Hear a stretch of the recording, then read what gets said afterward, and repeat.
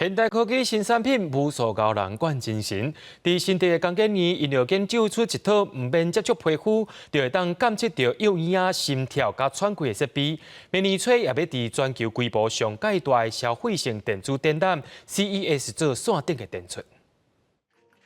就是这个小小的装置，唔免直接接触幼婴的皮肤，隔一领衫，袂使测到囡仔的心跳、甲喘气、甲自信，传到爸爸妈妈的手机啊，随时掌握囡仔的状态。在婴儿睡眠的时候，我们就是不用担心说他可能临时会有呼吸或心跳或是婴儿猝死症的状况。它可以透过非接触人体的皮肤的方式，直接量测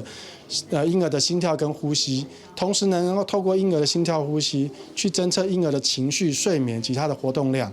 根据卫生福利部的数据显示，2019年幼婴意外死亡的人数有671个人，其中7成是意外吸气。未来透过这项新科技，希望通对这款的意外状况做预防的动作。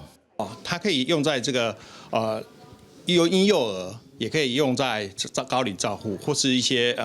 卧床的人，他可以来做这个监控，所以它应用是非常的多元。工研院表示，虽然明年 CES 因为疫情关系取消实体展览，不过台湾嘛是积极参与线顶展览，让台湾科技研发的实力，让全世界拢看得到。大家都要面对这个挑战，因为除了我们展示要做360度展示之外，我们还有很重要的就是跟厂商的做商谈的部分，我们也要让跨时区、跨时空的可以让他 sign up， 然后来跟我们做一个对谈。未来这项技术会当结合数位科技，使用在照顾幼婴的场所，亲像是做外来中心、甲托婴中心，希望有效减少人员负担，提升照护品质。记者张君和新竹报道。